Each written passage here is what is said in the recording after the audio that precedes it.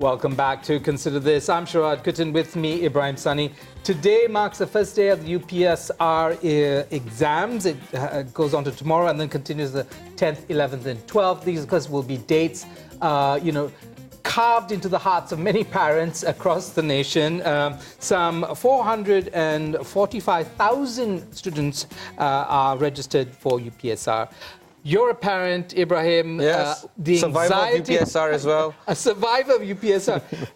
Parents generally today taking on the burdens that their children used to hold singularly when we were going to school. Let's enter this debate every year for the upteenth time because every single year, without fail, and without exception, we enter this debate on whether or not UPSR is necessary and whether or not we are in dire need to revamp our education system and whether or not we need to change the education system from being exam-based to being skills-based or cooperation-based and all that.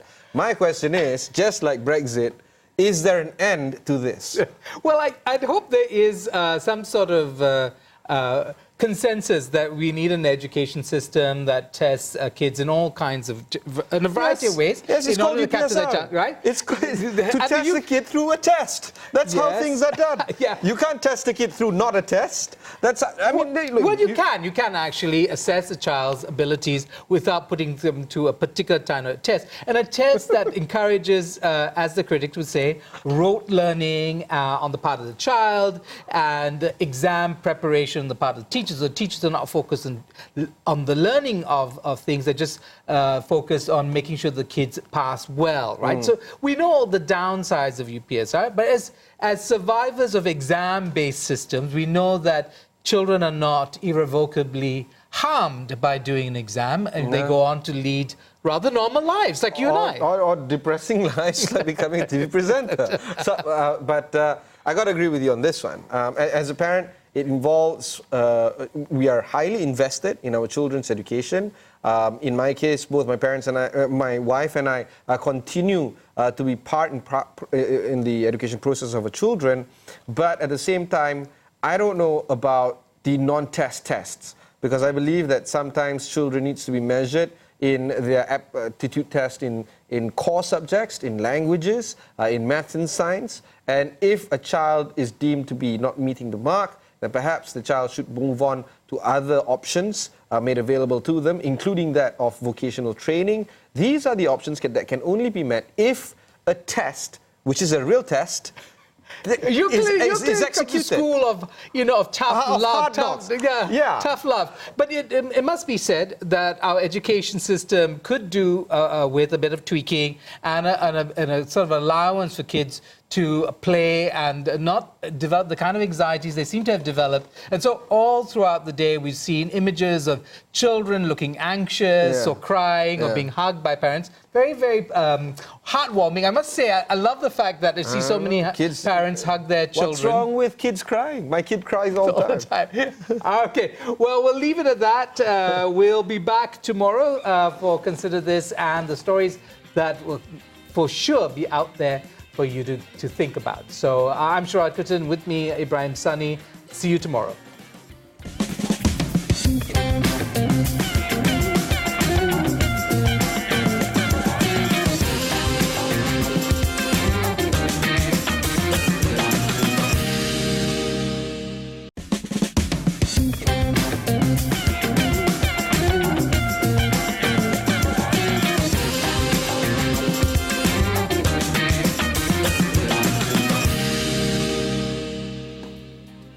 Welcome back to Consider This. I'm Sharaad Kuttan, with me, Ibrahim Sani. We're looking at the top stories of the day. Internationally, the story of Britain, Brexit, and Boris Johnson is dominating the headlines. The newly minted Prime Minister of the United Kingdom faced his first parliamentary defeat when a motion that was put forward by an opposition MP was supported by, as well, renegade MPs from his own party. So the Conservatives had a debacle in Parliament, Boris Johnson in particular. We have on the line Sholto Burns. He's a Kuala Lumpur-based consultant and commentator, columnist with The National in Abu Dhabi. Thank you so much, Sholto, for joining us tonight. Help us understand what's happening. It sounds like this is at least from an outsider's perspective, a fight between the executive and parliament for control of the Brexit agenda. Is that what's happening? I think that's exactly right. And I think that's why, although many people have followed you in calling last night's vote a debacle or humiliation, in some ways it possibly plays into Boris Johnson's game plan, which is that he wants to present this issue of Brexit and whether it happens or not and when it happens or not as an issue of the people versus Parliament. And the fact that he was defeated last night, and he's probably going to be defeated on a vote tonight too, allows him to present Parliament as being this unrepresentative group of Remainers who are unwilling to implement the people's vote in 2016 to leave the EU. Shalto, I just want to chime in here. Do you think that because, you did say that this vote did play into Boris Johnson's hands, wouldn't the MPs know this? Wouldn't they would have seen this a mile away and therefore would have changed their course of action and do something differently? No, I don't think so, because the Remainer MPs, or people who are opposed to, let's be charitable for them, they're opposed to a hard Brexit, they feel, Boris Johnson has talked about leaving the EU, do or die. For them, it's a do or die situation too. So they will take every possible opportunity they can to frustrate his plans. And we're now reaching a situation where he will take every opportunity he can to frustrate their plans. And this is why both sides are actually blowing up parliamentary convention. So I don't agree that there's a constitutional crisis. Both sides are actually playing according to the law, but they are blowing up constitutional convention. And I think they didn't really have any choice. Lots of these people, they want to frustrate. They certainly want to frustrate a Brexit with no deal. A lot of them actually don't want to leave the EU at all anyway. So they will take every opportunity they can. So, assuming though that the Conservative MPs want a Brexit, but they want a Brexit that has a process or that has resolution to some of the problems that have plagued this process, is it possible that Parliament will be able to do a better job than the executive? And indeed, as some commentators suggest, this isn't in fact the job of Parliament to lead the country in terms of the Brexit process. So what's your position on this? Yeah, well, I think Vernon Bogdanor, professor at King's College London, now previously professor at Oxford University, and arguably Britain's foremost constitutional historian, has said, he wrote a column very recently for The Guardian, where he said, Parliament has basically failed. Parliament had 3 years to implement the 2016 EU referendum. In the 2017 general election, both major parties, Labour and the Conservatives, pledged to implement the result of the referendum. They have failed to do so. So I think that the Parliament has failed. The idea that Parliament could come back now and do a better deal than the executive, I think, is frankly for the birds. And what they're suggesting is that they want to delay the kind of exit point of 31st of October, 1st to 31st January, and then it could be on and on and on. It'll actually have to be up to the EU when the exit date happened. I think this is it really is parliamentarians who have failed to agree on any kind of resolution of this, wanting to kick this can further and further down the road. And the truth of the matter is that is because an awful lot of them do not want to leave the EU full stop. Shalto, I just want to touch a little bit on the Tories right now. Labour has said that it won't back a poll until a delay to the 31st October. We know now that Boris Johnson needs the support of 2/3 of the majority of the parliament to trigger an election slated to be on the October the 15th. We also know that Tory has just expelled over 15 MPs, 21 Tory MPs for defying the party whip in the vote yesterday. Is this the end of the Conservative Party? Well, I think that's a good point in a way. I mean, various people have compared this to the repeal of the Corn Laws under Robert Peel in the 19th century, which ended the Conservative Party as it was then and heralded, a new kind of Conservative Party. I think what Boris has done especially with the actions on the Tory MPs who didn't vote for him last night, is he is saying there is a new kind of Conservative Party. And under this new Conservative Party, you have to be in favour of leaving the EU. I think he is taking a very high-risk strategy. He's being very ruthless. He's being very focused. I don't think he's destroyed the Conservative Party. I think what he's aiming to do is to present it as the vehicle for leave. So what he's trying to do, in a sense, actually, is destroy the Brexit Party, which did so well in the European election. Funnily enough, in the last couple of days, you've heard nothing about the Brexit Party. Nothing at all. But that's because they don't have any MPs. What he is trying to position himself is, and the Conservative Party as, when there is a general election, if you are a leaver, you will naturally vote for the Conservative Party. And he is betting that there is a big enough percentage of the population for that to be able to win him a proper majority. Gilda, what do you think the Europeans are thinking when they watch this process? Do you think, in the sense that they might actually be rather gleeful at the troubles that Britain is having in leaving the EU, because it might also put the brakes on other movements or other countries where there is a popular resentment against the EU? They could turn to their own populations and say, well, look at what happens when you try to leave the EU. Oh, I think that's very true. I think already you have seen several parties in Europe which had flirted with the idea of advocating leaving the EU resile from that position. There's no question that the EU wanted to punish Britain for its decision to leave the EU. And I think there will be plenty of the, I call them Euro fanatics, the people who believe in the United States of Europe and are imposing it upon everyone else whether they like it or not. They'll be very happy to see Britain in trouble. And they will see it as an example to say to other people, look, you think about this, see what's happening in Britain. So think again. They'll be very happy about it. Shalto, because of this element that we're talking about, where the Europeans are gleeful, and I guess Boris is perhaps pulling off a very ruthless, very necessary kind of underhanded measure to get things done. Do you see an end actually approaching? For better or worse, Brexit will be done despite all the casualties it will take along the way? It's really very difficult to say what's going to happen at this point because, for instance, tonight it looks like the opposition will put forward their bill which will bind the Prime Minister's hands and ensure Britain stays in the European Union. Boris will then put forward the bill to try and trigger a general election. Labour have said they will not support it. Where you go from there is not clear. In normal circumstances, the opposition, and it is their right to trigger a vote of no confidence, would do so. And they've been saying they want an election in Britain for ages anyway. They won't do so because unless and until the EU bill is passed first.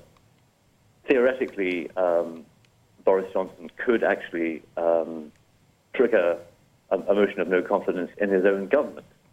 There are all sorts of things being put out there in the ether. Even that if the opposition put through this bill that delays Britain leaving the EU, there are even people saying, could Boris try to stop the royal assent to the bill, which means it doesn't actually become law.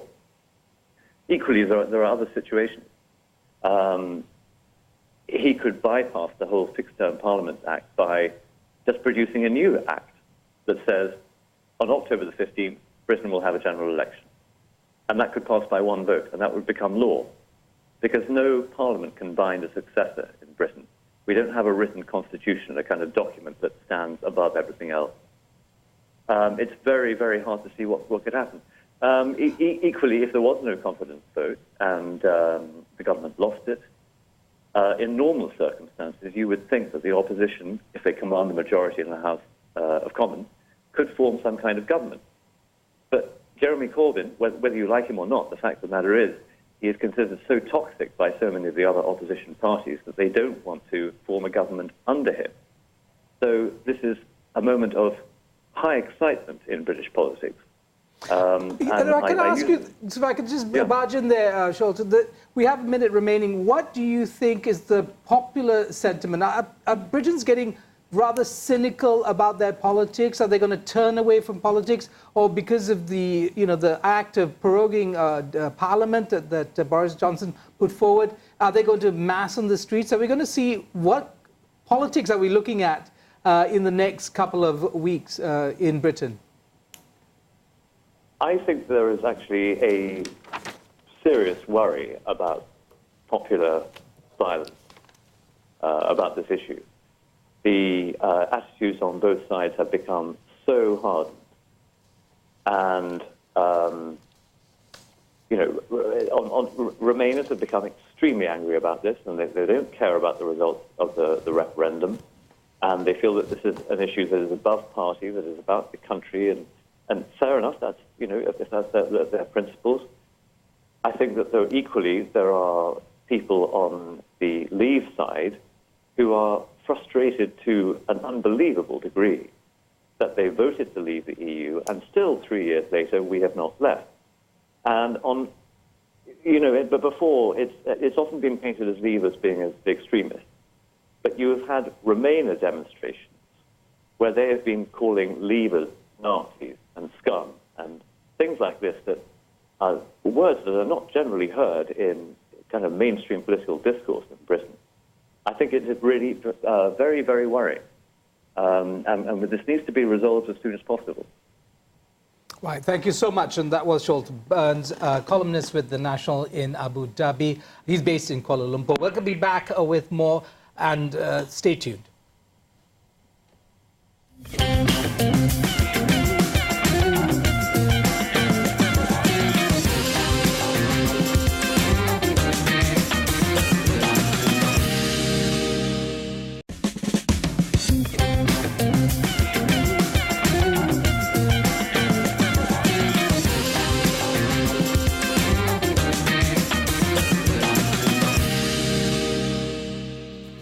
Good evening and welcome to Consider This. I'm Sharaad Kuttan. And I am Ibrahim Sani. Now we're going to be looking at some of the top stories of the day, things to wrap your mind around. Now let's start with a story that occupied many days of the news agenda, and that was the disruption at the Kuala Lumpur International Airport.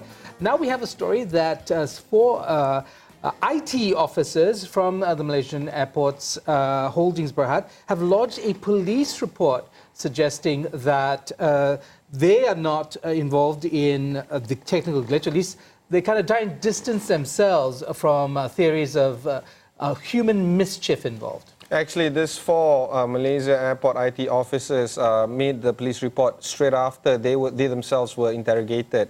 And it makes sense for them to try to distance this because, as we all know, this is starting to become very much of a mischief story, a story that revolves around individuals sabotaging KLIA. Whether or not this is proven otherwise or it is so the case, that still remains to be the police matter. But the talk of the town right now is whether or not it was actually human sabotaging the KLIA, and that's why these four individuals from the IT department of KLIA is distancing themselves from. Right, so the case is being investigated under Section 427 of the Penal Code, and that's causing damage to acts of mischief. I do wonder, though, Ibrahim, why is it that we so quickly fall into this conspiratorial mode of thinking? We think of problems that we have, rather than thinking, well, is it system failure? Is it about system design issues? Is it, there are a lot of reasons that things could have gone wrong. There are two things right now. Number one, whether or not KLIA did communicate the problems very clearly, not just on what to do because there is a problem at KLIA, but what is causing it. Because until right now, today, 4th of September, it's been well over 10 days, nearly 2 weeks after the KLIA disruption.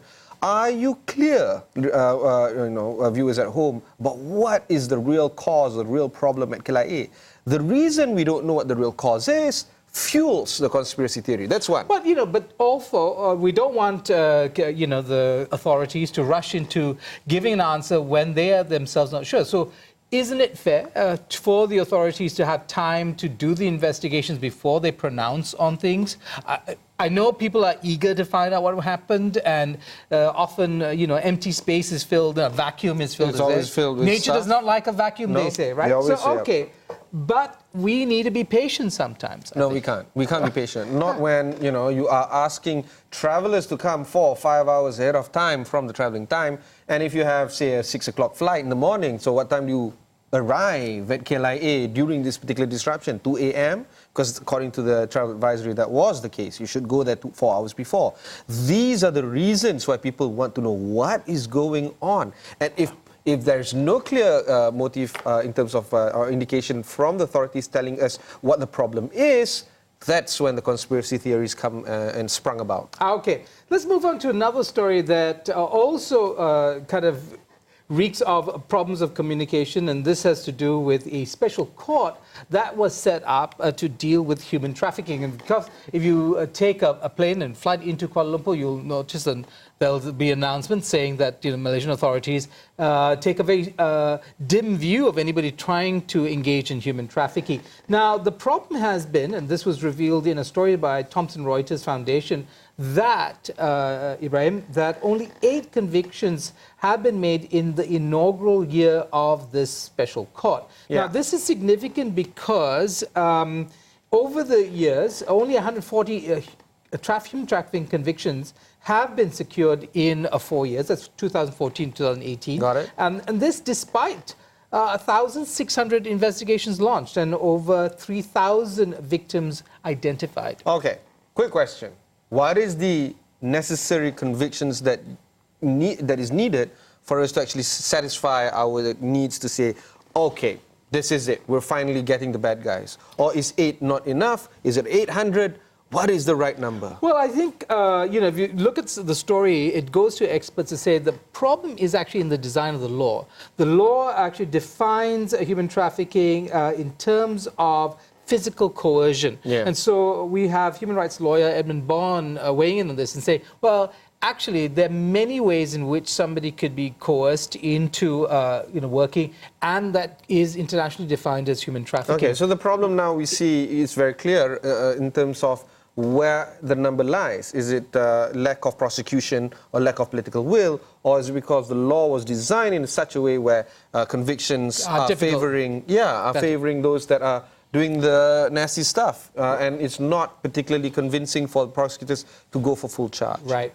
Let's turn our attention to also one of the big international stories, Ibrahim, which is, of course, Hong Kong. The chief executive of Hong Kong, Carrie Lam, has come out to say that she will formally withdraw a law that she said she had, for all intents and purposes, had died a couple of weeks ago. But protests continued. This is Carrie Lam, chief executive of Hong Kong, explaining her position. Let's roll the uncut. Incidents over these past 2 months have shocked and saddened Hong Kong people. We are all very anxious about Hong Kong, our home. We all hope to find a way out of the current impasse and unsettling times. First, the government will formally withdraw the bill in order to fully allay public concerns on dropping charges against protesters and rioters and shelving prosecutions. I have explained that this is contrary to the rule of law and is not acceptable. So that was Carrie Lam, chief executive of Hong Kong, explaining the position. It seems to be an olive branch put out to protesters. But her last statement, as you notice, she's not addressing one of the key demands, which is that the government of Hong Kong not describe the protesters as rioters, and 2, that they withdraw charges against those protesters. She doesn't seem to want to dial back on that position. So I think observers, Ibrahim, are still going to be saying, well, let's see how the public in Hong Kong responds. I actually take a different position from you, actually, because you think about it, there are a big, major win. According to her here, the government will formally withdraw the bill. This is the strongest language that has come out of the Hong Kong government regarding extradition law yet. September 4th, 2019 was the date that we heard the formal words that is pertaining to a legal paper, a legal bill, formally withdraw. Before this, she said something about killing the bill, where protesters are saying that's not enough, doesn't go far enough. That itself is a win. Yes, I acknowledge that there are people... Yeah. So, Ibrahim, one of the things, of course, is that we have some numbers, and the numbers, this has got to do with arrests. Over 1,100 protesters have been arrested. Yes. So, you know, if the protests die down now and the government of Hong Kong proceeds with a prosecution of these 1,100 people, so that would mean they are left without any kind of justice, because they came out to protest this bill. Carrie Lam seems to have acknowledged that there's a problem with the bill by withdrawing it, and yet these people are going to be punished. Carrie Lam is saying it's a law and order issue, but really is it a question of the physical violence that was started by the police themselves? Hence, it's never black and white, because if you look at the black and white story, this is contrary to the rule of law and it's not acceptable. These are the words of Carrie Lam. And indeed, they did break the law, they did protest against the police, and in some cases there were violence involved regarding the police and the protesters. I have to acknowledge that sometimes it has to follow the course of law, and in this sense, that is the case. Yeah, but because we also know collusion between the thugs and the police, okay, yeah. Much evidence of that over the last couple of weeks now. I think there's also a call now for a public inquiry into what happened. That actually might be fairer on all sides of this equation. But we'll see what the wisdom of the Hong Kong authorities is with regard to this. Okay, we're going to take a short break now. We'll be back with a look at Britain, Brexit, and Boris Johnson.